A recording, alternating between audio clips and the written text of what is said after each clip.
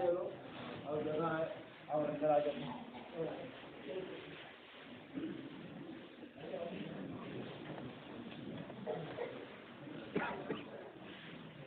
علیکم ورحمۃ اللہ وبرکاتہ۔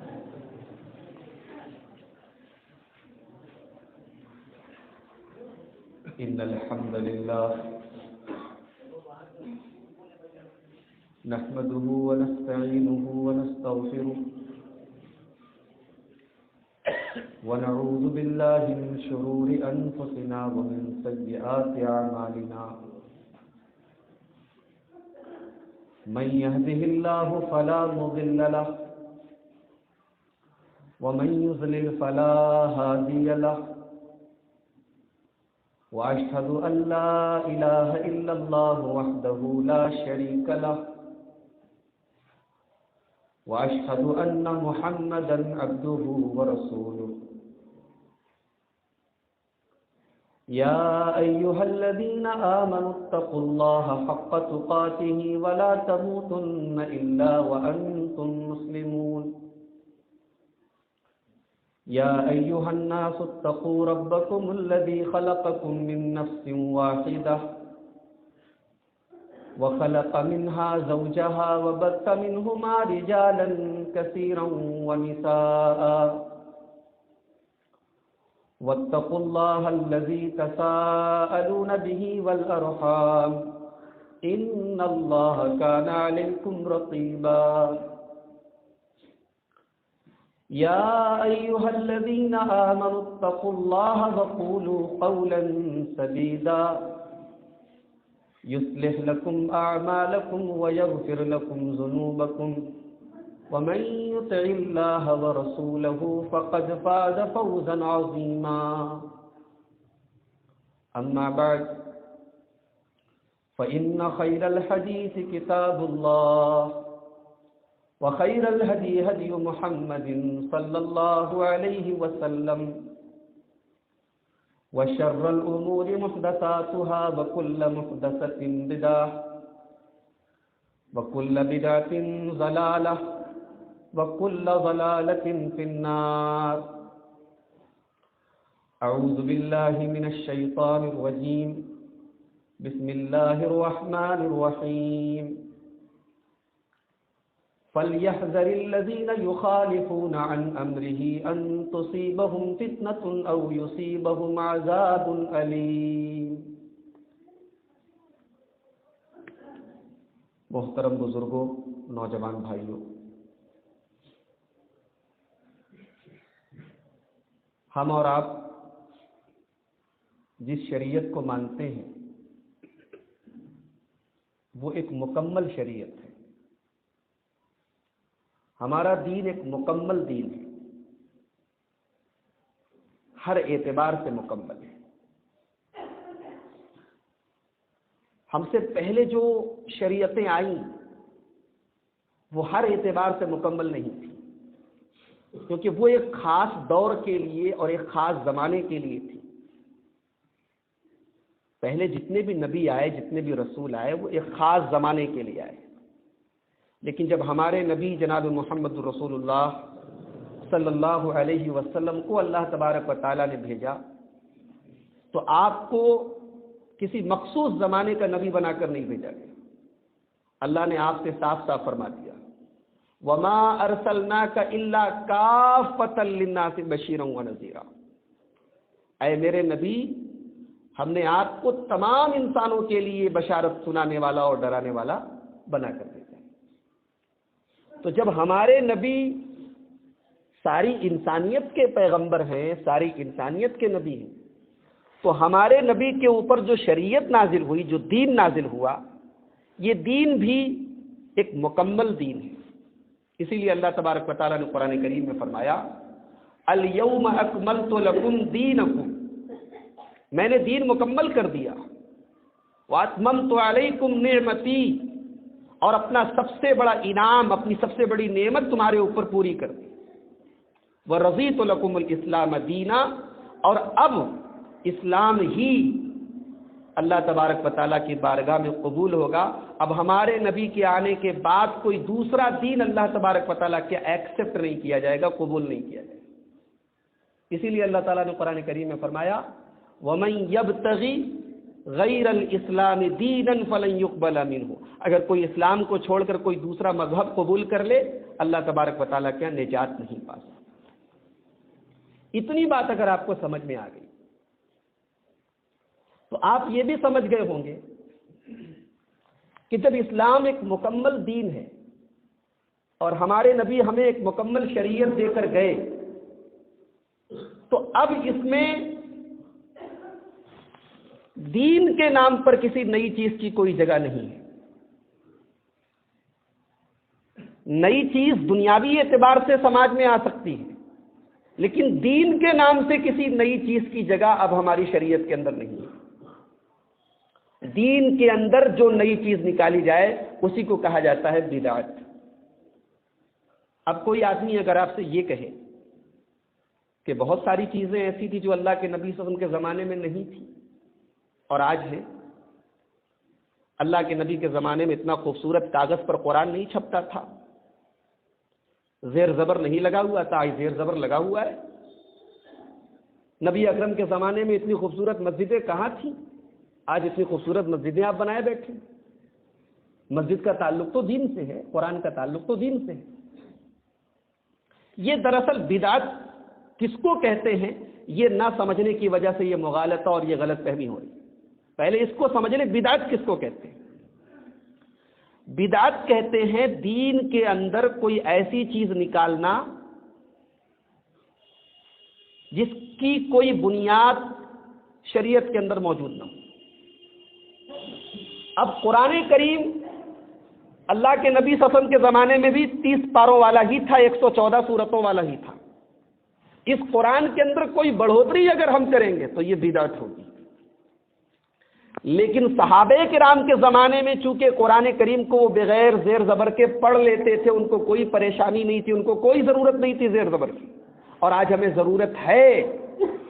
اور اس بات پر علماء کا اتفاق ہے، یہ شریعت کا ایک اصول ہے کہ اگر کسی عبادت کو پورا کرنے کے لیے کوئی چیز ضروری ہے تو جیسے وہ عبادت ضروری ہے ویسے وہ کام بھی ضروری ہے۔ مثال کے طور پر نماز کے لیے وضو ضروری ہے تو وضو کرنا پڑے گا۔ تو آج ہمیں قرآن پڑھنے کے لیے زیر زبر کی ضرورت ہے، لہذا زیر زبر لگانا یہ بدعت نہیں ہے۔ صحابہ کو اگر ضرورت ہوتی تو وہ بھی زیر زبر لگاتے۔ یہی وجہ ہے کہ اللہ کے رسول کے زمانے میں پورا قرآن اکٹھا ایک جگہ نہیں تھا، لیکن صحابہ کرام کے زمانے میں جب ضرورت محسوس ہوئی قرآن کو اکٹھا کیا گیا۔ حالانکہ نبی کے زمانے میں پورا قرآن بعض صحابہ کو یاد تھا، لیکن ضرورت نہیں تھی کہ کتابی شکل میں اس کو مکمل کیا جائے۔ صحابہ کے زمانے میں ضرورت محسوس ہوئی، وہ کام کیا گیا۔ لاؤڈ اسپیکر کی ضرورت، جب لاؤڈ اسپیکر کی ایجاد ہوئی تو ضرورت محسوس ہوئی، ورنہ پہلے جب لاؤڈ اسپیکر کا وجود نہیں تھا تو نماز ہوتی تھی بغیر لاؤڈ اسپیکر کے، بغیر لاؤڈ اسپیکر کے خطبہ ہوتا تھا۔ تو بدعت کی تعریف میں ایک بات یہ یاد رکھیں کہ دین کے نام پر کوئی ایسی چیز نکالنا جس کی بنیاد کتاب و سنت میں موجود نہ ہو، اور کوئی کام ایسا ہو کہ اللہ کے نبی صلی اللہ علیہ وسلم کے زمانے میں وہ کام کیا جا سکتا تھا، کوئی رکاوٹ نہیں تھی، لیکن آپ نے نہیں کیا، وہ کام بدعت ہے۔ بات سمجھ رہے ہیں؟ دین کے اندر کوئی ایسا کام جو نبی کے زمانے میں کیا جا سکتا تھا لیکن نبی نے نہیں کیا، کوئی رکاوٹ نہیں تھی، آج ہم وہ کام کر رہے ہیں، وہ کام بدعت مانا جائے گا۔ یہ جو میں کہہ رہا ہوں کہ ایسا کام بدعت ہے، یہ میں کہہ رہا ہوں، میری بات کی کیا حیثیت ہے؟ میں کہہ رہا ہوں کہ بدعت اس کو بولتے ہیں، آپ کہیں گے مولانا آپ کی بات کی کیا حیثیت ہے دین کے اندر؟ دین کے اندر تو قرآن اور حدیث کی حیثیت ہے۔ تو اللہ کے پیارے نبی جناب محمد رسول اللہ صلی اللہ علیہ وسلم اپنے ہر خطبے میں، اپنی ہر تقریر میں ایک جملہ کہتے تھے، وَشَرَّ الْأُمُورِ مُحْدَثَاتُهَا، سب سے برا کام دین کے اندر نیا نکالا گیا کام، وَكُلُّ مُحْدَثَةٍ بِدْعَةٍ، اور دین کے اندر ہر نیا نکالا گیا کام بدعت ہے، وَكُلُّ بِدْعَةٍ ضَلَالَةٍ، اور ہر بدعت گمراہی۔ یہ اللہ کے نبی ہر خطبے میں کہتے تھے۔ اور ایک بار ابو داؤد اور ترمذی کی روایت ہے، حضرت ارباز ابن ساریہ اس حدیث کے راوی ہیں، کہتے ہیں کہ اللہ کے نبی صلی اللہ علیہ وسلم نے خطبہ دیا، تقریر کی۔ کیسا خطبہ دیا؟ بڑا ہی فصیح و بلیغ خطبہ دیا، ایسا خطبہ دیا کہ صحابہ رو پڑے، وجلت منہ القلوب، صحابہ کے دل کانپ گئے، وذرفت منہ العیون، صحابہ کی آنکھوں سے آنسو بہنے لگے۔ صحابہ کرام میں سے بعض صحابہ نے کہا یا رسول اللہ کانہا موعظۃ مودعین، اے اللہ کے پیارے نبی، آج آپ کا خطبہ سننے کے بعد ہمیں ایسا محسوس ہو رہا ہے کہ یہ کوئی الوداعی تقریر ہے۔ جب کوئی کسی کو الوداع کہنے والا ہوتا ہے، جب کوئی کسی کو رخصت کرنے لگتا ہے، وہ جیسی بات کہتا ہے، جیسی وصیت کہتا ہے، اے اللہ کے پیارے نبی آج آپ کی تقریر سن کر ہمیں ایسا ہی لگا۔ فاوصینا، تو اے اللہ کے پیارے نبی آپ ہمیں کچھ وصیت کر دیجئے، کچھ خاص باتیں بتا دیجئے۔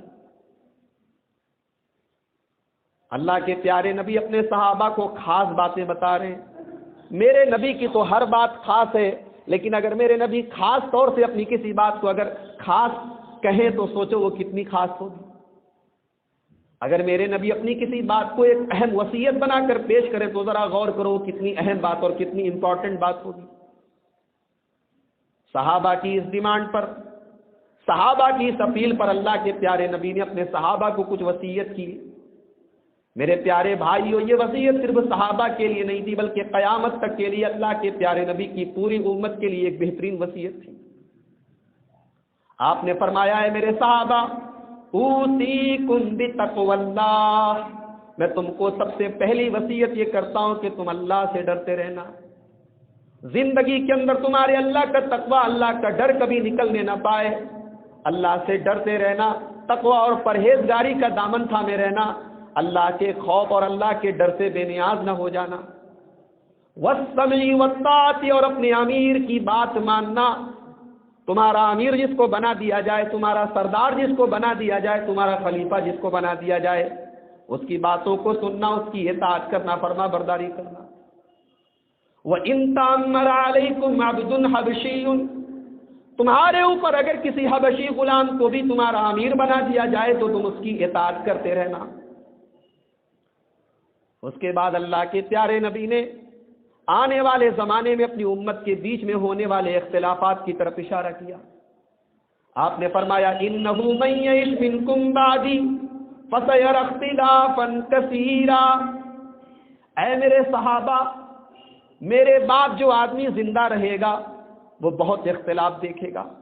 میری امت میں بہت زیادہ اختلاف ہوگا، بہت زیادہ مار کاٹ ہوگی، بہت زیادہ فرقہ بندی ہوگی۔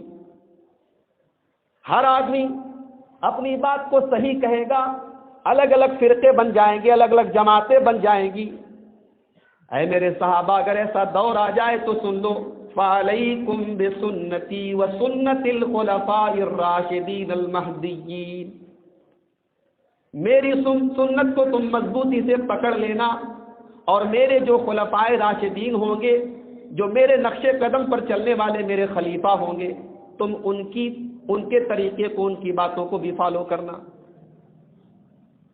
تمسکوا بہا، اور میری سنت کو تم صرف مضبوطی سے پکڑنا ہی نہیں بلکہ وعضوا علیہا بالنواجذ، اپنے داڑھ کے دانتوں سے اس کو پکڑ لینا، یعنی اتنی مضبوطی سے تھام لینا کہ چھوٹنے نہ پائے۔ میری سنت کو کبھی تم نہ چھوڑنا، اس لیے کہ اگر تم نے میری سنت کا دامن چھوڑا، تم میری سنت کے راستے سے ہٹے، اگر میرے راستے سے ہٹے، وَإِيَّاكُمْ وَمُحْدَثَاتِ الْأُمُورِ، تو دین کے اندر نئے نئے کام، دین کے اندر نئی نئی بدعتیں پیدا ہونے لگیں گی، تم ان سے نہیں بچ پاؤ گے۔ وَإِيَّاكُمْ وَمُحْدَثَاتِ الْأُمُورِ، اے میرے صحابہ، تم دین کے اندر نئے نئے کاموں سے بچنا۔ یہ اللہ کے نبی اپنی اہم وصیت میں یہ بات کہہ رہے ہیں کہ نئے کاموں سے بچنا، بدعت سے بچنا۔ اور آپ نے یہ بھی وضاحت کر دی کہ اختلاف بہت ہوگا، اور اختلاف میں ایک مسلمان کو کیا چاہیے؟ اپنے نبی کی سنت کو پکڑے رہے۔ اسی بات کو اللہ کے پیارے نبی ایک دوسری حدیث میں اور کلیئر اور واضح انداز میں فرماتے، اور اس حدیث کو امام حاکم رحمۃ اللہ علیہ نے اپنی کتاب مستدرک علی الصحیحین کے اندر روایت کیا ہے۔ اللہ کے پیارے نبی فرماتے ہیں وَإِنِّي قَدْ تَرَكْتُ فِيكُمْ شَيْئَيْنِ لَن تَضِلُّوا مَا تَمَسَّكْتُم بِهِمَا، اے میری امت کے لوگوں، میں دو چیزیں چھوڑ کے جا رہا ہوں، جب تک ان دو چیزوں کو تم مضبوطی سے تھامے رہو گے تم کبھی گمراہ نہیں ہو سکتے، کبھی بھٹک نہیں سکتے۔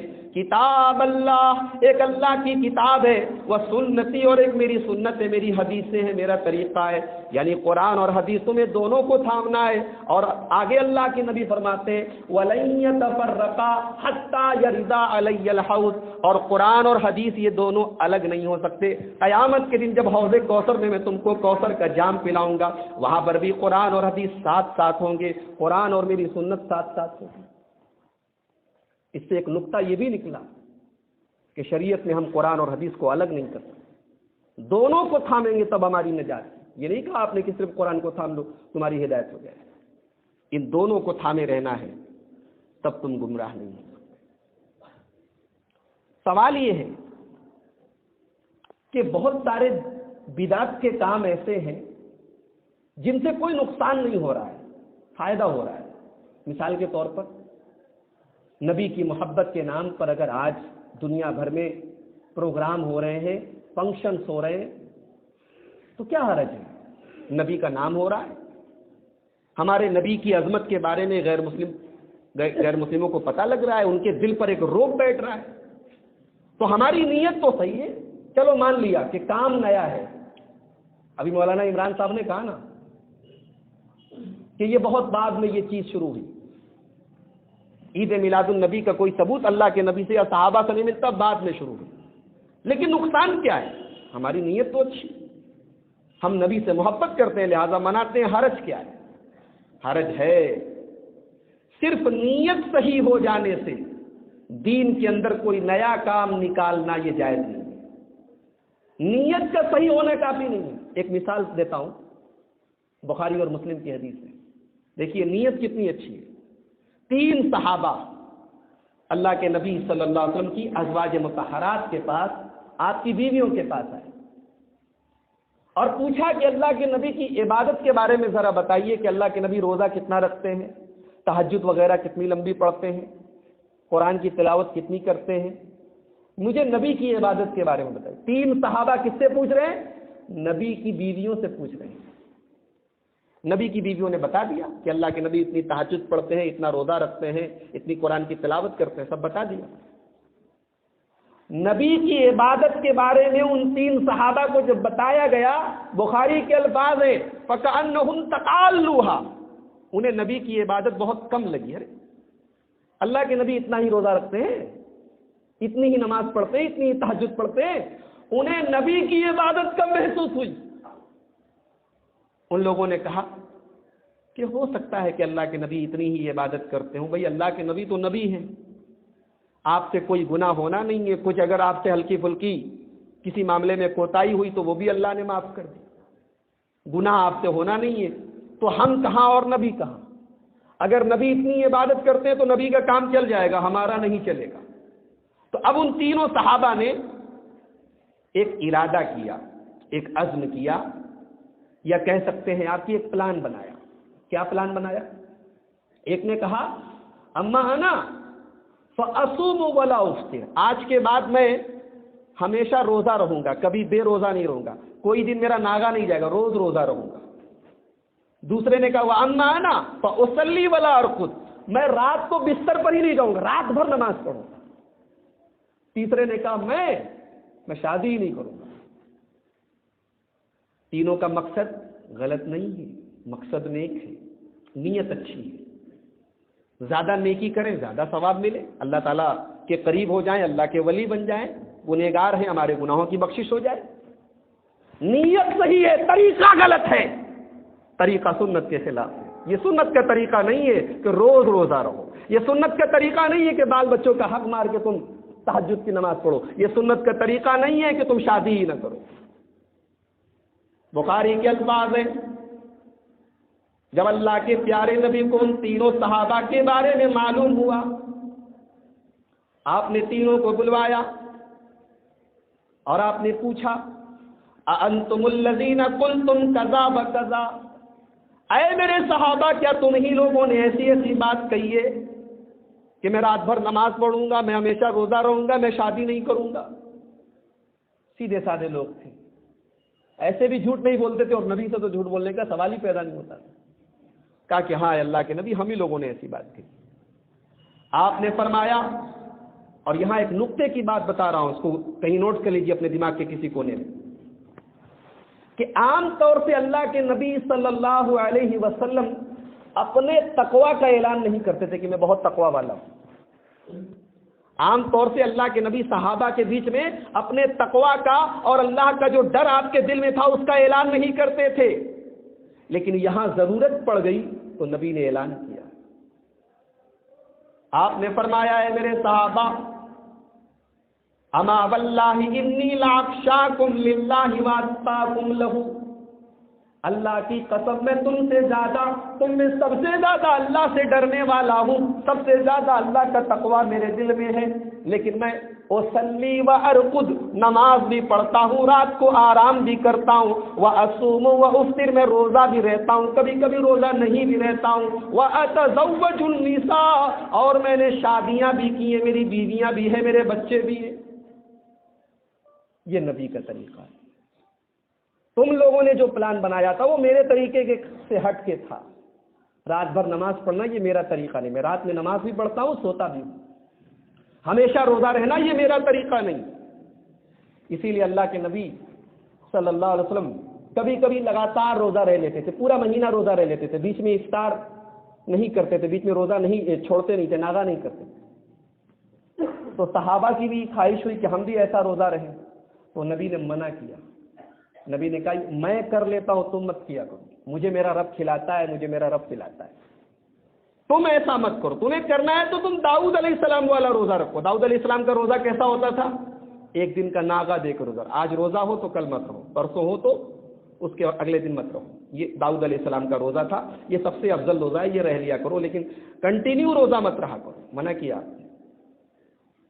تو آپ نے ان تینوں صحابہ کو ڈانٹا، اور آپ نے فرمایا کہ فمن رغب عن سنتی فلیس منی، یہی میرا طریقہ ہے، میں رات کو سوتا بھی ہوں، نماز بھی پڑھتا ہوں، روزہ رہتا بھی ہوں، نہیں بھی رہتا ہوں، اور شادی بھی کی ہے، بیوی بچے بھی ہیں میرے، اور یہی میرا طریقہ ہے۔ فمن رغب عن سنتی فلیس منی، میرے طریقے سے جو ہٹے گا، یعنی سنت کو چھوڑ کے بدعت والا راستہ اپنائے گا، فلیس منی، اس کا مجھ سے کوئی تعلق نہیں ہے۔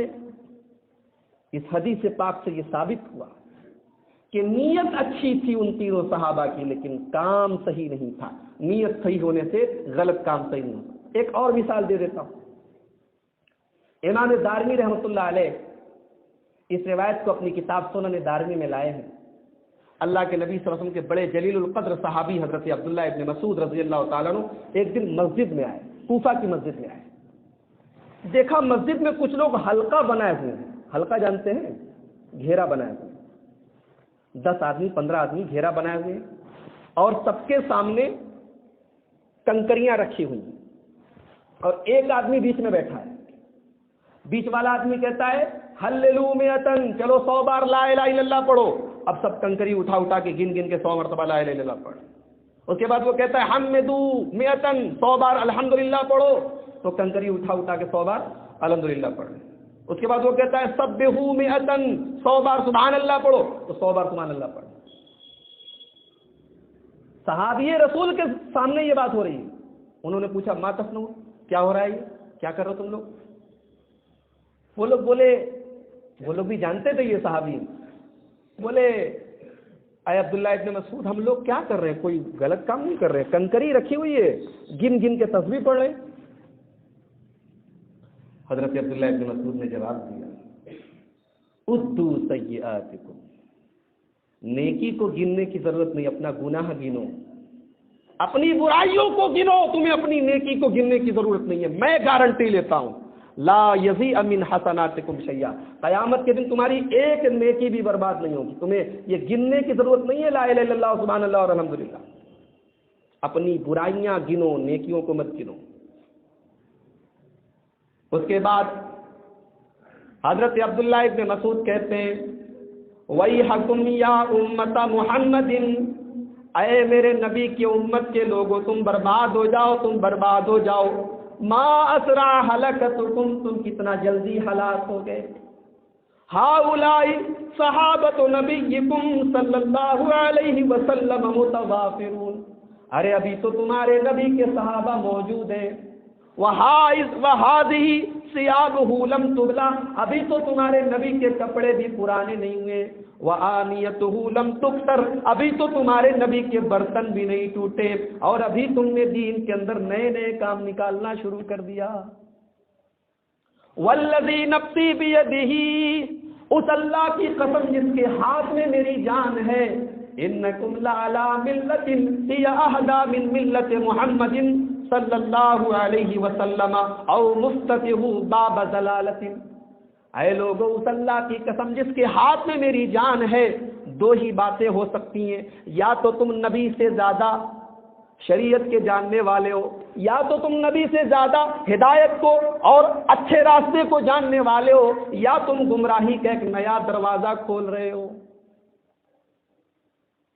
ان لوگوں نے کہا اے ابو عبد الرحمن، آپ اتنا ناراض نہ ہو، اتنا غصہ نہ ہو، ما اردنا الا الخیر، ہمارا ارادہ کوئی غلط نہیں تھا، بھائی تسبیح پڑھنے میں کیا حرج ہے، الحمدللہ کہنے میں کیا حرج ہے، سبحان اللہ کہنے میں کیا حرج ہے، ہم لوگ اچھے مقصد کے ساتھ یہ کام کر رہے ہیں۔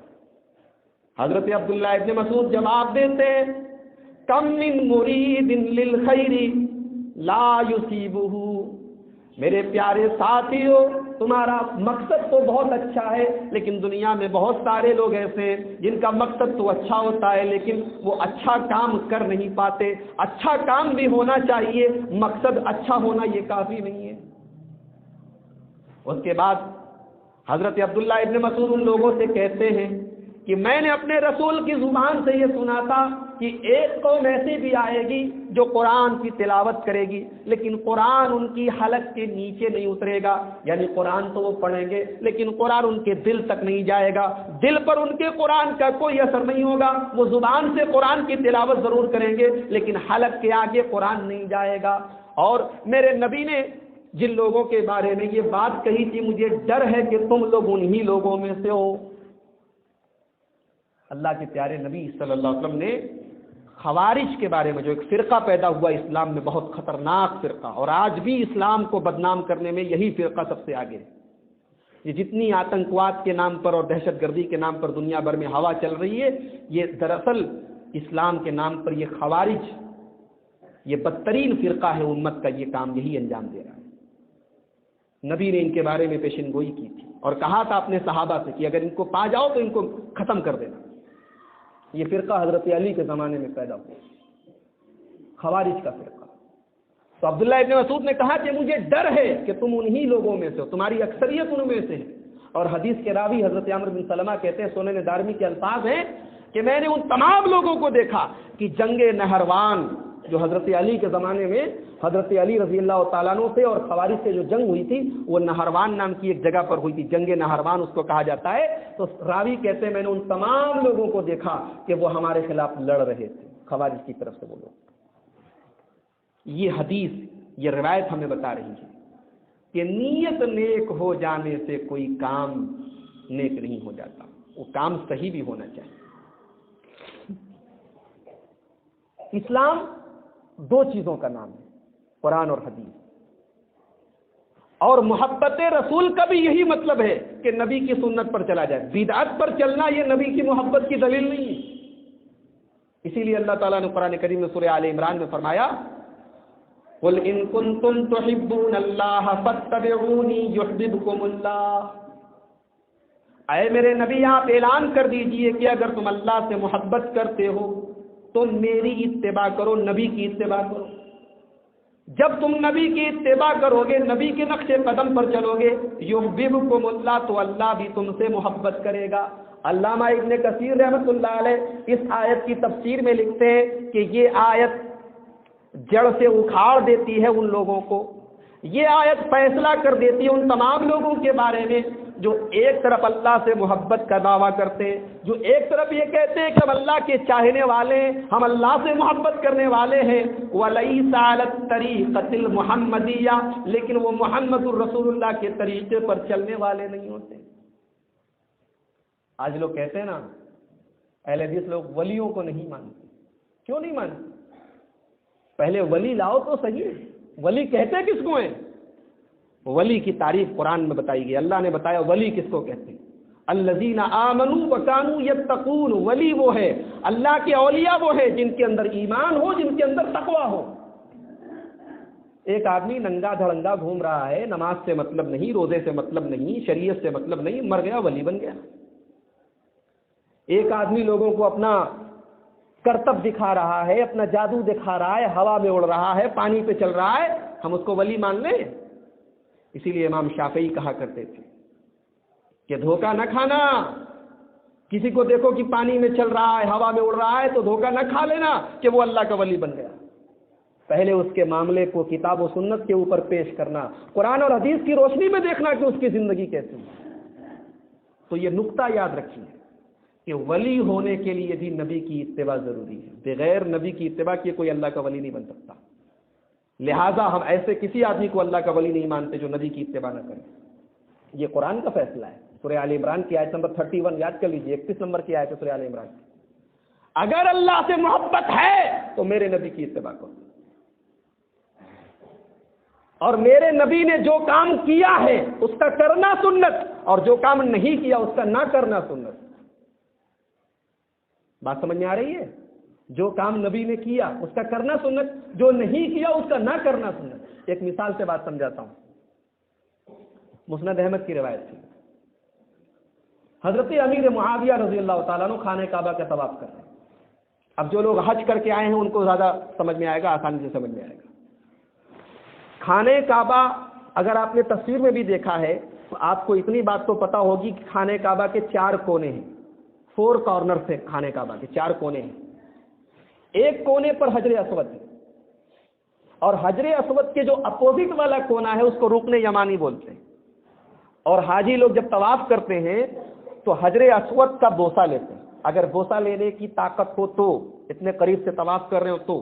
اگر بوسہ کا مطلب منہ سے چومنا، اگر چومنے کی طاقت نہ ہو تو ہاتھ لگا کے ہاتھ کو چومتے ہیں، اگر اس کی بھی طاقت نہ ہو تو ہاتھ سے اشارہ کرتے ہیں۔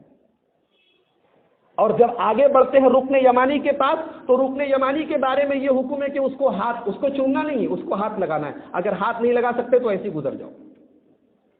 تو ہاتھ لگایا جو جاتا ہے یہ یا تو حجر اسود میں لگایا جائے گا یا رکن یمانی میں۔ یہ خانہ کعبہ کے 4 کونوں میں سے 2 کونوں کا استلام کیا جائے گا۔ استلام کا مطلب ہاتھ لگا کے ہاتھ کو چومنا یا ہاتھ لگا کے ٹچ کرنا۔ تو حجر اسود کو ٹچ کیا جائے گا، رکن یمانی کو ٹچ کیا جائے گا، اور باقی جو خانہ کعبہ کے جو 2 کونے اور ہیں جس کو رکن شامی کہا جاتا ہے اس کو ٹچ نہیں کیا جائے گا۔ یہ نبی کا طریقہ ہے۔ نبی نے جو طواف کیا آپ نے حجر اسود کو ٹچ کیا، رکن یمانی کو ٹچ کیا، باقی دونوں کونوں کو چھوڑ دیا۔ حضرت امیر معاویہ رضی اللہ تعالیٰ عنہ طواف کر رہے ہیں، انہوں نے کیا کیا؟ حجر اسود کو بھی ٹچ کیا، رکن یمانی کو ٹچ کیا، تھوڑا آگے بڑھے جو تیسرا کونا تھا اس کو بھی ٹچ کیا، تھوڑا آگے بڑھے چوتھے کونے کو اس کو بھی ٹچ کیا۔ 4 کونوں کو ٹچ کر رہے ہیں، 4 کا استلام کر رہے ہیں۔ اللہ کے نبی کے جلیل القدر صحابی حضرت عبداللہ ابن عباس رضی اللہ تعالیٰ عنہما کی نظر پڑ گئی۔ انہوں نے کہا لم تستلم هذين الركنين، ارے آپ یہ کیا کر رہے ہیں؟ اللہ کے پیارے نبی نے صرف حجر اسود اور رکن یمانی کا استلام کیا تھا، اس کو ہاتھ لگا کے ٹچ کیا تھا، باقی دونوں کونوں کو نہیں کیا تھا، ان دونوں کو کیوں چھو رہے ہیں آپ؟ تو حضرت معاویہ نے جواب دیا لیس شیء من البیت محجورا، بھائی جیسے حجر اسود خانہ کعبہ کا ایک پارٹ ہے، رکن یمانی خانہ کعبہ کا ایک پارٹ ہے، تو باقی دونوں کونے بھی تو خانہ کعبہ کا ایک پارٹ ہے، اگر میں نے چھو لیا تو کون سا گناہ کیا؟ خانہ کعبہ ہی کو تو چھوا ہے۔ آج بدعت کرنے والے اس ٹائپ کی بہت دلیل دیتے ہیں کہ یہ کر لیا تو کون سا گناہ کیا، 15 شعبان کو روزہ رکھ لیا تو کون سا گناہ کیا، 27 رجب کو 1000 رکعت نماز پڑھ لی تو کون سا گناہ کیا، قرآن خوانی کروا لی تو کون سا گناہ کیا، غریبوں میں کھانا بانٹ دیا تیسرے دن تو کون سا گناہ کیا، سال میں ایک بار رشتہ داروں کو بلا کے اپنے ابا کی برسی کرا لی تو کون سا گناہ کیا؟ کیا جواب دیا حضرت عبداللہ ابن عباس نے، اللہ، ایک دم جس کو کہتے ہیں کہ ٹو دا پوائنٹ جواب دیا۔ حضرت معاویہ نے کیا کہا؟ لیس شیء من البیت محجورا، خانے کعبہ کی کون سی چیز چھوڑنے لائق ہے؟ میں نے اگر ٹچ کیا تو کیا غلط کیا؟ پورا خانے کعبہ احترام کے لائق ہے، میں نے ٹچ کیا تو کون سا غلط کام کیا؟ عبداللہ ابن عباس نے جواب دیا، جواب کیا دیا؟ قرآن کی آیت پڑھ دی، لقد کان لکم فی رسول اللہ اسوۃ حسنہ۔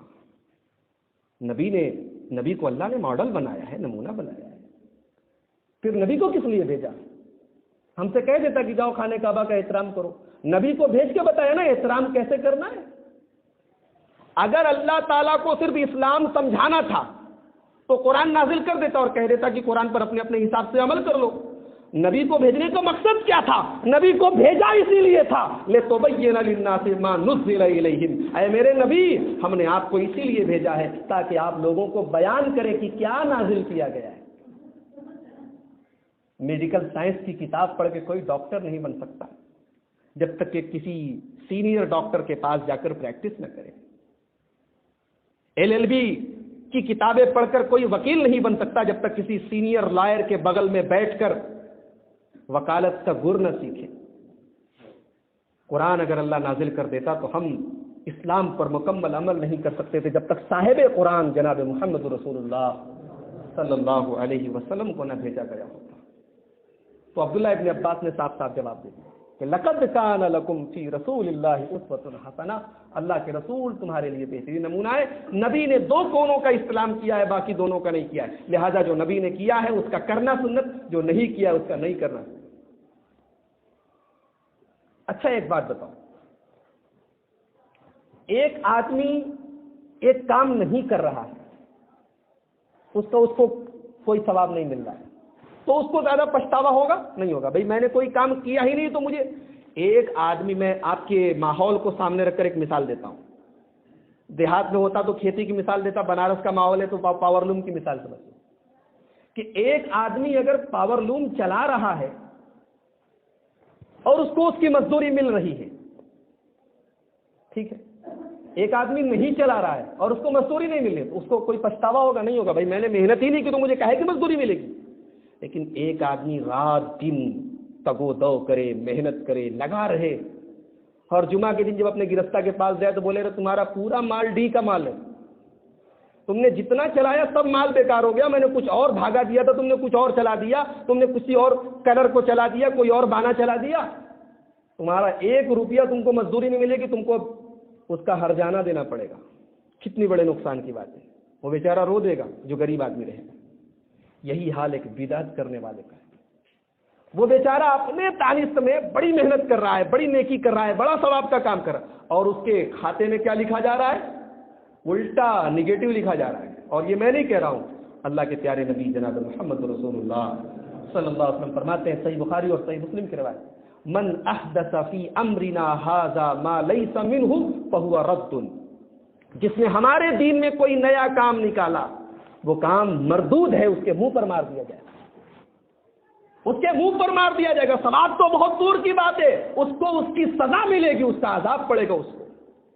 اسی لیے امام مالک کہا کرتے تھے کہ من زعم من ابتدع بدعتا یراہا حسنتا، جو کوئی بدعت کرے اور بدعت کو بدعت حسنہ سمجھے۔ آج بعض گھوٹالے باز قسم کے مولوی بدعت کی تفریق کرتے، ایک بدعت حسنہ ہوتی ہے، ایک بدعت سیئہ ہوتی ہے، ایک اچھی بدعت ہوتی ہے، ایک خراب بدعت ہوتی ہے۔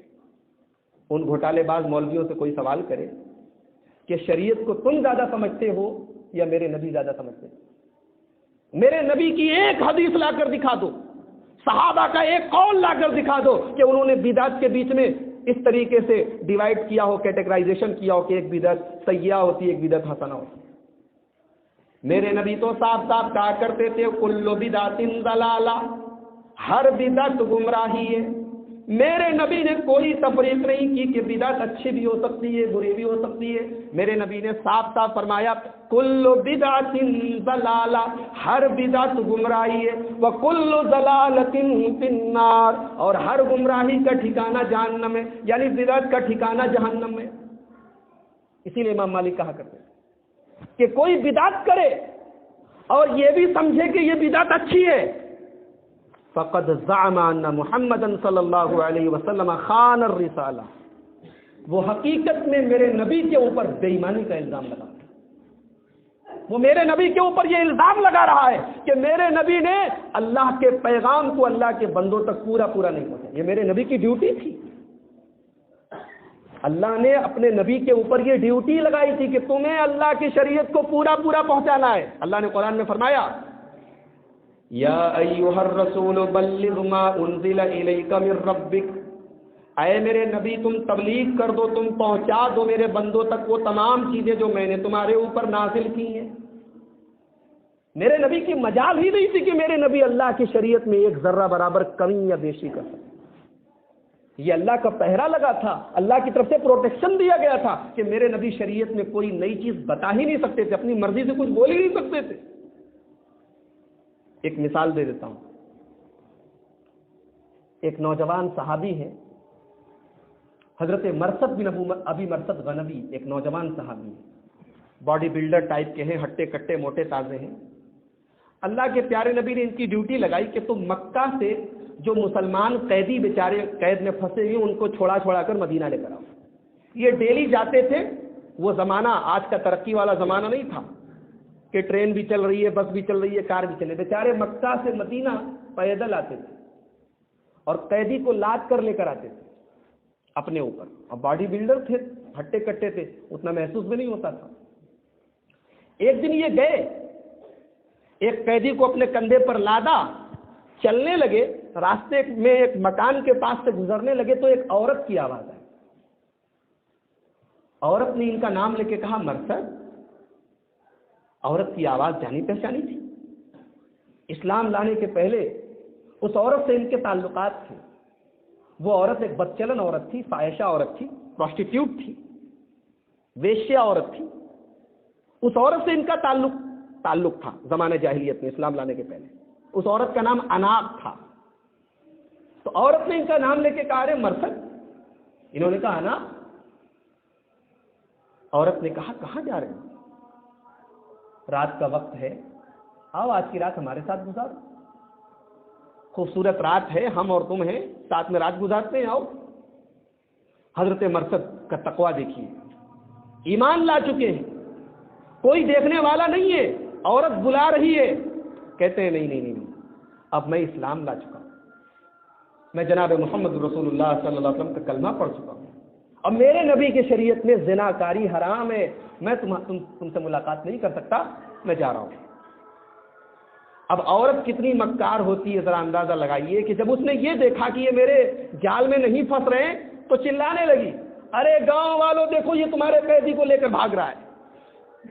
اب حضرت مرثد کہتے ہیں کہ لوگوں کی نیند کھل گئی اور لوگ میرا پیچھا کرنے لگے. 8-10 لوگ میرے پیچھے دوڑے.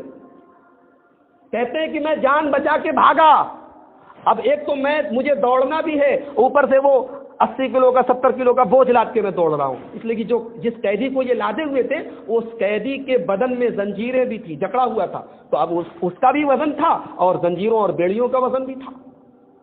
کہہ رہے بھاگتے بھاگتے ایک جگہ میں تھک گیا، قیدی کو نیچے گرایا، کنارے چھپ گیا. وہ لوگ میرے سر کے پاس بالکل پہنچ گئے، وہاں پہ کھڑے ہو کر ان لوگوں نے پیشاب بھی کیا، میرے اوپر پیشاب بھی چلا آیا، لیکن میں خاموش رہا. اللہ تعالیٰ نے مجھے بچا لیا. کیسے؟ پھر میں اپنے قیدی کو لے کر مدینہ پہنچا، اللہ کے نبی کے پاس پہنچا. یہ ترمذی اور نسائی اور ابو داؤد کی صحیح روایت ہے. اللہ کے نبی کے پاس پہنچا اور میں نے اللہ کے نبی کو پورا واقعہ بتایا اور میں نے کہا کہ اللہ کے نبی کیا میں اناق سے شادی کر لوں؟ وہ جو عورت تھی اناق نام کی، ان کے زمانے جاہلیت اس عورت کے ساتھ تعلقات تھے، عورت بہت خوبصورت تھی. تو انہوں نے نبی سے پرمیشن مانگی کہ اللہ کے نبی ایسا میرے ساتھ ہوا، میں زنا تو نہیں کر سکتا اس عورت کے ساتھ، حرام ہے اسلام کے اندر، لیکن شادی تو کر سکتا ہوں، شادی کر لوں. حدیث کے الفاظ ہیں فسکت رسول اللہ کے رسول چپ ہو گئے. نبی نے کوئی جواب نہیں دیا، یس بھی نہیں کہا، نو بھی نہیں کہا، یہ بھی نہیں کہا کہ کر لو، یہ بھی نہیں کہا کہ نہیں کرو. اس لیے کہ میرے نبی کو بھی پتا نہیں تھا کہ زانیہ عورت سے نکاح کر سکتے ہیں کہ نہیں کر سکتے. ابھی اللہ نے بتایا نہیں ہے، تو میرے نبی کو جب تک بتایا نہیں جاتا تھا، میرے نبی اپنی امت کو، اپنے صحابہ کو بھی نہیں بتاتے. تھوڑی دیر کے بعد اللہ کے نبی کے اوپر سورہ نور کی آیتیں نازل ہوئی. الزانیۃ لا ینکحها الا زان او مشرک. زانیہ عورت کے ساتھ نکاح وہی آدمی کر سکتا ہے جو خود زانی ہو یا مشرک ہو. ایک ایمان والا کسی بدچلن اور زانیہ عورت کے ساتھ شادی نہیں کر سکتا. جب سورہ نور کی یہ آیت نازل ہوئی، نبی نے اپنے صحابی کو بلایا، کہا کہ تم اس سے نکاح نہیں کر سکتے، حرام ہے. اس حدیث سے کیا ثابت ہوا کہ اللہ کے پیارے نبی صلی اللہ علیہ وسلم جب تک اللہ تبارک و تعالیٰ کی طرف سے ڈائریکشن نہیں ملتا تھا، آپ کچھ بتا بھی نہیں سکتے. آپ کی زبان سے نکلنے والا ہر لفظ شریعت اور دین کے اندر آپ نے جو بھی کہا اپنی مرضی سے نہیں کہا، اللہ نے کہلوایا تب آپ نے کہا. تو امام مالک کیا کہتے ہیں؟ جو بدعت نکالے وہ در حقیقت یہ الزام لگاتا ہے کہ میرے نبی نے اللہ کے پیغام کو پہنچانے میں خیانت سے کام لیا، بے ایمانی سے کام لیا. میرے نبی نے پوری شریعت نہیں پہنچائی، کچھ چھوڑ دیا، اب یہ بدعت کرنے والا اس کو پورا کر رہا ہے. اس لیے کہ اللہ تعالیٰ نے تو اپنے نبی کی زندگی میں اسلام مکمل کر دیا. الیوم اکملت لکم دینکم واتممت علیکم نعمتی ورضیت لکم الاسلام دینا. سورہ مائدہ کی یہ آیت پڑھی امام مالک نے، اور اس کے بعد امام مالک نے جو جملہ کہا، میں تو کہتا ہوں سونے کے حروف سے لکھ دو تو کم ہے. امام مالک کا یہ جملہ اگر کسی کے بھیجے میں اٹ جائے، کسی کے دماغ میں بیٹھ جائے، تو پھر وہ بدعت نہیں کر سکتا. امام مالک نے سورہ مائدہ کی آیت پڑھی، اس کے بعد کیا کہا؟ فما لم یکن یومئذ دینا فلا یکون اليوم دینا. اللہ نے میرے نبی کی حیات میں، میرے نبی کی زندگی میں کہا تھا کہ آج میں نے دین مکمل کر دیا. تو جو تب دین تھا وہی آج دین ہے، جو تب دین نہیں تھا وہ آج بھی دین نہیں ہے. مسئلہ کلیئر ہو گیا. نبی کے زمانے میں اگر قرآن خوانی تھی تو وہ دین تھا، اور آج بھی وہ دین ہے. اور اگر تب دین نہیں تھا تو آج دین نہیں ہے. اور اس میں یہ بھی یاد رکھیے کہ کوئی رکاوٹ تو نہیں تھی. نبی کے چچا کا انتقال ہوا، آپ کی چہیتی بیوی حضرت خدیجہ کا انتقال ہوا، آپ کی سب سے بڑی بیٹی حضرت زینب کا آپ کی آنکھوں کے سامنے انتقال ہوا، آپ کے صاحبزادے حضرت ابراہیم رضی اللہ تعالیٰ عنہ کا انتقال ہوا، آپ کی بیٹی رقیہ اور ام کلثوم آپ کے سامنے وفات پائی. کسی کا تیجا کیا آپ نے؟ کسی کا 10واں کیا؟ کسی کا 40واں کیا؟ آپ کو اپنے بیٹے سے محبت نہیں تھی، آپ کو اپنی بیٹیوں سے محبت نہیں تھی، آپ کو اپنے چچا سے محبت نہیں تھی، نہیں کیا. یا صحابہ نے کسی کی قرآن خوانی کروائی؟ نہیں کی. کوئی رکاوٹ تھی؟ کوئی روکنے والا تھا؟ نہیں تھا. نبی سے محبت جیسی صحابہ کو تھی، قیامت تک کوئی ایڑی رگڑ رگڑ کے مر جائے، صحابہ کی محبت کا مقابلہ کرنا تو بہت دور کی بات ہے. صحابہ نے نبی کے ساتھ بیٹھ کر، جس گھوڑے پر بیٹھ کر صحابہ نے نبی کے ساتھ جہاد کیا تھا، اس گھوڑے کی ناک میں بیٹھی ہوئی مٹی کے برابر بھی کوئی نہیں پہنچ سکتا. کوئی پہنچ سکتا ہے؟ کوئی نہیں پہنچ سکتا. صحابہ کو اتنی محبت تھی نبی سے، صحابہ نے کبھی عید میلاد النبی کا جلوس نہیں نکالا، کبھی جشن نہیں منایا، کبھی جھنڈیاں نہیں لگائی.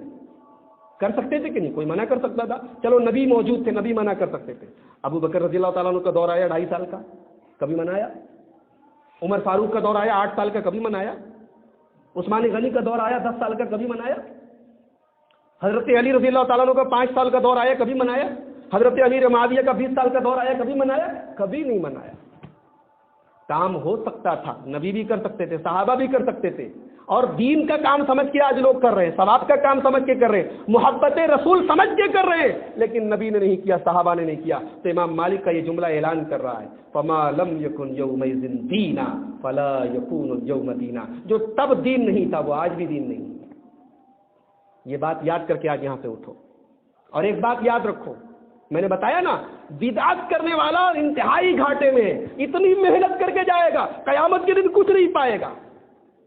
جمعہ کے دن سورہ غاشیہ آپ لوگ جمعہ کے دن امام صاحب پڑھاتے ہیں، آپ سنتے حل اتاک حدیث الغاشیہ وجوہ یومئذ خاشیہ. قیامت کے دن کچھ چہرے ڈرے ہوئے ہوں گے، سہمے ہوئے ہوں گے. عاملۃ ناصبہ، دنیا میں بہت عمل کیا ہوگا، بڑے تھکے ہوں گے، 1000 رکعت نماز پڑھی ہوگی، 15 شعبان کو بھی روزہ رکھا ہوگا، ہر مہینے میں کوئی نہ کوئی روزہ وہ بنا کے رکھے ہوں گے، لیکن اتنی محنت کرنے کے باوجود تسلا نارن حامیہ، بھڑکتی ہوئی جہنم میں ڈالے جائیں۔ اور ایک چیز اور یاد رکھو، ایک ہوتی ہے عمل کی بدعت اور ایک ہوتی عقیدے کی بدعت۔ صحابہ نے جو عمل نہیں کیا وہ عمل ہم کریں وہ بدعت، نبی نے جو عمل نہیں کیا وہ عمل کرے ہم بدعت، اور صحابہ نے جو عقیدہ رکھا وہ ہم نہ رکھے تو بدعت، اور صحابہ نے جو عقیدہ نہیں رکھا وہ ہم رکھے تو وہ بھی بدعت۔ عقیدے کی بدعت بھی ہوتی ہے۔ صحابہ عذاب قبر مانتے تھے کہ نہیں مانتے تھے؟ مانتے تھے۔ صحابہ نبی کریم صلی اللہ علیہ وسلم کے پیچھے نماز میں اللہم انی اعوذ بک من عذاب القبر پڑھتے تھے کہ نہیں پڑھتے تھے؟ پڑھتے تھے۔ قرآن ہم سے زیادہ سمجھتے تھے، حدیث ہم سے زیادہ سمجھتے تھے، پھر بھی وہ عذاب قبر سے اللہ کی پناہ چاہتے تھے۔ آج 14 صدی بعد ہمارا دماغ اتنا اوپن ہو گیا، اتنے مائنڈڈ ہو گئے، اتنے بریلینٹ ہو گئے، اتنے انٹیلیجنٹ ہو گئے کہ ہمیں عذاب قبر کی بات سمجھ میں نہیں آتی۔ پورے قرآن میں کہیں نہیں کیسے مان لے مولوی صاحب؟ ایک نیا عقیدہ آیا کہ صاحب عذاب قبر کا انکار کر دیا، یہ عقیدے کی بدعت ہے۔ ایک صاحب ملے، بولے مولوی صاحب یہ بتائیے، حدیث میں آیا ہے کہ بچہ ماں کے پیٹ میں ہوتا ہے، 40 دن تک نطفہ رہتا ہے، پھر 40 دن تک علقہ رہتا ہے، پھر 40 دن تک مضغہ رہتا ہے۔ جب 4 مہینے کا بچہ ماں کے پیٹ میں ہو جاتا ہے تو پھر اللہ تعالیٰ روح پھونک دیتا ہے، پھر اس کے بچے کی عمر لکھ دی جاتی ہے، اس کی روزی روٹی لکھ دی جاتی ہے، پھر یہ بھی لکھ دیا جاتا ہے کہ جنتی ہے کہ جہنمی ہے۔ تو جب ماں کے پیٹ میں ہی لکھ دیا گیا کہ ہم جنتی ہیں کہ جہنمی، تو پھر نماز پڑھنے کی کیا ضرورت ہے؟ جب مقدر میں لکھ دیا گیا، ماں کے پیٹ میں 120 دن کے ہو گئے لکھ دیا گیا، تو پھر نماز پڑھنے کی کیا ضرورت، روزہ رکھنے کی کیا ضرورت؟ اب یہ ایک نیا عقیدہ ہے، تقدیر کا انکار کرو۔ یہ صحابہ کا عقیدہ نہیں تھا، صحابہ عمل بھی کرتے تھے اور تقدیر کو مانتے بھی تھے۔ تقدیر کے مسئلے پر بہت زیادہ غور کرنے سے اسی لیے منع کیا گیا، جتنا تم غور کرو گے، جتنا ڈیپ میں جاؤ گے، اتنے تمہارے گمراہ ہونے کے چانسز بڑھ جائیں گے۔ اب یہ ایک نیا فلسفہ ہے کہ بھئی جب ہماری تقدیر میں لکھا ہے کہ ہم جنت میں جائیں گے، تم کو پتا ہے تمہاری تقدیر میں کیا لکھا ہے؟ تم کو پتا ہوتا کہ تم جنتی ہو تو ٹھیک ہے تم نماز مت پڑھو، تم کو پتا ہوتا کہ تم جہنمی ہو تو ٹھیک ہے تم نماز مت پڑھو۔ بھئی ٹھیک ہے ہم اپنی ماں کے پیٹ میں تھے، 120 دن کے ہو گئے، اللہ نے ہماری تقدیر لکھ دی، لیکن ہم کو پتا ہے کیا کہ ہماری تقدیر میں کیا لکھا گیا؟ نہیں پتا نا۔ جب نہیں پتا تو پھر وہ عمل کرو جس کا اللہ نے حکم دیا، وہ عمل کرو جس کا رسول نے حکم دیا۔ تو عمل کی بدعت بھی جہنم میں لے کر جانے والی اور عقیدے کی بدعت بھی جہنم میں لے کے جانے والی، کل بدعت ضلالہ وکل ضلالۃ فی النار۔ اور بدعت کا ایک بہت بڑا نقصان یہ بھی ہے کہ قیامت کے دن پیاس سے مر جائے گا بدعتی آدمی۔ سنت پر چلنے والا تو اپنے نبی کے ہاتھوں کوثر کا جام پیے گا۔ اللہ کے پیارے نبی فرماتے ہیں، بخاری اور مسلم کی روایت ہے کہ حوض کوثر پر میں تم سے پہلے پہنچ جاؤں گا، فمن شریب منی، جو میرے ہاتھوں کوثر کا جام پی لے گا، لم یظما بعدہ ابدا، اس کو بعد میں کبھی پیاس نہیں لگی۔ اس کے بعد اللہ کے نبی کہتے ہیں کچھ لوگ آئیں گے، یعرفوننی، وہ مجھے پہچانیں گے، وعارفہم، میں انہیں پہچانوں گا، یعنی میری امت کے لوگ ہوں گے، کلمہ پڑھنے والے ہوں گے، نماز پڑھنے والے، وضو کرنے والے ہوں گے، میں ان کو پہچانوں گا، وہ مجھے پہچانیں گے۔ یحال بینی و بینہم، میرے اور ان کے بیچ میں رکاوٹ ڈال دی جائے گی، فرشتے کھڑے ہو جائیں گے، آپ انہیں پانی نہیں پلا سکتے کوثر۔ میرے نبی پوچھیں گے کیوں، کیا بات ہے؟ ارے بھائی میں ان کو پہچانتا ہوں، میری امت کے لوگ ہیں، میرے ماننے والے لوگ ہیں۔ فرشتے جواب دیں گے انک لا تدری ما احدثوا بعدک، اے اللہ کے نبی آپ نہیں جانتے انہوں نے آپ کے دین میں کتنی بدعات اور خرافات نکالی، کیا کیا انہوں نے آپ کے دین میں کیا، آپ کو بھی نہیں پتا۔ فرشتوں کا عقیدہ پتہ چل رہا ہے، فرشتے میرے نبی کو عالم الغیب نہیں مانتے، فرشتے نبی سے کہہ رہے ہیں آپ کو نہیں پتا کہ انہوں نے آپ کے دین میں کتنے گڑبڑ گھوٹالے کیے ہیں، کتنی بدعات و خرافات نکالی۔ آپ نے ایک آسان مذہب، ایک آسان دین دنیا کو دیا تھا، انہوں نے آپ کے دین کو مشکل بنا دیا۔ ذرا غور کرو، ہم لوگ 5 ٹائم کی نماز میں کیا دعا کرتے ہیں؟ اہدنا الصراط المستقیم، 17 بار، کم سے کم 5 ٹائم کی نماز میں ہم لوگ 17 بار یہ دعا کرتے ہیں، اہدنا الصراط المستقیم، اے اللہ ہم کو صراط مستقیم پر چلا۔ واٹ از صراط مستقیم؟ صراط مستقیم کا مطلب کیا ہوتا ہے؟ چلو آج ایک نئی بات بتا دیتا ہوں۔ صراط مستقیم کے اندر 5 چیزیں ہونی چاہیے۔ سیدھا راستہ جس کے اندر 5 کوالٹی پائی جائے۔ نمبر 1 سیدھا ہو، نمبر 2 آسان ہو، نمبر 3 چلنے کے لائق ہو، نمبر 4 چوڑا ہو، اور نمبر 5 منزل تک پہنچانے والا۔ یہ 5 شرطیں پائی جائیں تب صراط مستقیم ہے۔ اگر سیدھا نہیں ہے، ادھر ادھر لے کے بھاگنے والا ہے، صراط مستقیم نہیں ہے۔ آسان نہیں ہے، مشکل ہے، ابا ابھی مرے ہیں، باپ کا ڈر ہے، چلو تیجا کرواؤ، یہ صراط مستقیم تو نہیں ہو سکتا، یہ صراط مستقیم تو نہیں ہو سکتا۔ ابھی ابا مرے ہیں، ان کے مرنے کا غم ہے، چلو 10واں کرواؤ، سال گزرا، چلو بریانی بنواؤ، رشتہ داروں کو بلا کے برسی مناؤ، یہ آسان دین تو نہیں ہو سکتا۔ بیٹی کی شادی کر رہے ہو، چلو 500 لوگوں کو دعوت دو، 150 لوگوں کی بارات کو کھلاؤ، یہ نبی کا طریقہ تو نہیں تھا، یہ صراط مستقیم کی پہچان نہیں ہے۔ سیدھا ہو اور آسان ہو اور چوڑا ہو، اسلام کے اندر تنگی نہیں ہے، اسلام کے اندر کوئی ایسی عبادت نہیں جو ہماری کیپیسٹی کے باہر ہو، ہر چیز میں آسانی ہے۔ سفر میں ہو قصر کر کے نماز پڑھ لو، ٹھنڈی بہت زیادہ ہے، بوڑھے ہو گئے ہو، وضو کرنے کی طاقت نہیں، تیمم کر لو۔ اب اس کا یہ بھی مطلب مت سمجھ لیجیے گا مولوی صاحب فتوا دے کے گئے ٹھنڈی بہت زیادہ ہے تیمم کر کے نماز پڑھ لیا، جس کو طاقت نہ ہو وضو کرنے کی۔ ایک صاحب مجھے ملے، کہنے لگے مولوی صاحب سردی کا دن ہے، رات میں ناپاک ہو جاتا ہوں، صبح فجر کی نماز بھی پڑھنی ہے، کیا کروں، تیمم کر کے فجر کی نماز پڑھ لوں؟ ارے میں نے کہا تیمم تب ہے جب پانی استعمال کرنے میں جان کا خطرہ ہو، سخت بیمار ہونے کا خطرہ ہو، اور پانی گرم کرنے کا کوئی آپشن ہو۔ ہم نے کہا ایسی اگر بیماری ہے تو ٹھیک ہے، تیمم کر کے نماز پڑھ لو۔ آسانی اسلام میں ہر چیز میں آسانی۔ جاڑے کا دن آ گیا، موزہ پہنے ہوئے، چاہے کپڑے کا موزہ ہو چاہے چمڑے کا موزہ ہو، 24 گھنٹے تک آپ موزہ پہنے رہے، پیر دھونے کی ضرورت نہیں۔ آسانی ہے کہ نہیں؟ کمر ٹیڑھی ہو گئی آپ کی، بیٹھ کے نماز پڑھ لو، آسانی ہے کہ نہیں؟ سفر میں ہے، 4 رکعت والی نماز 2 رکعت پڑھ لو، سنت پڑھنے کی ضرورت نہیں ہے فجر کی سنت کے علاوہ۔ آسانی ہے کہ نہیں؟ دین آسان ہے۔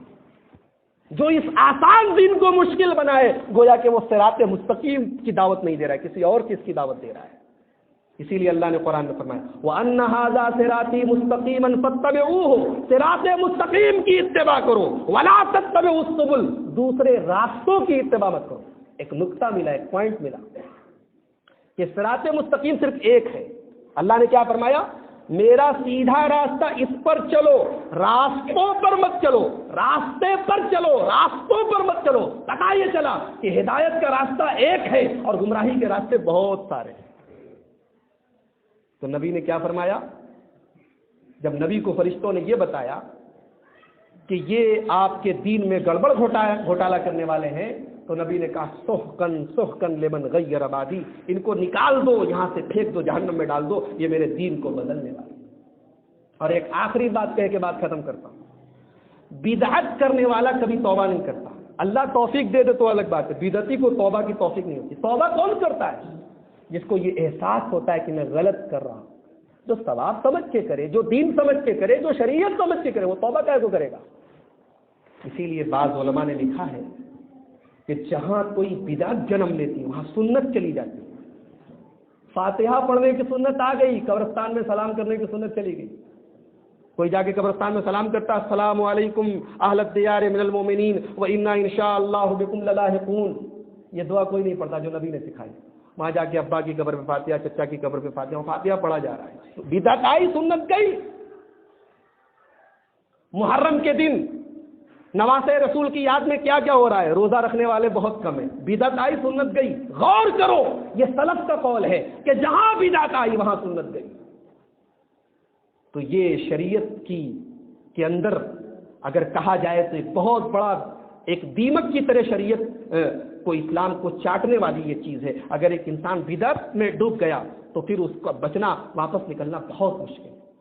یہی وجہ ہے، یہ اتنی خطرناک چیز تھی کہ اللہ کے پیارے نبی اپنے ہر خطبے میں اور ہر تقریر میں اس کے بارے میں صحابہ کو بتاتے تھے۔ اللہ تبارک و تعالیٰ سے دعا ہے ہم سب کو اپنے نبی کی سچی اتباع کرنے کی توفیق عطا فرمائے، ہم سب کو بدعت و خرافات سے محفوظ رکھے، ہمیں نبی سے سچی محبت کرنے کی توفیق عطا فرمائے۔ ابھی 7:15 بجے اذان ہوگی، آپ حضرات نماز پڑھ کے یہاں سے جائیں۔ وآخر دعوانا الحمدللہ رب العالمین۔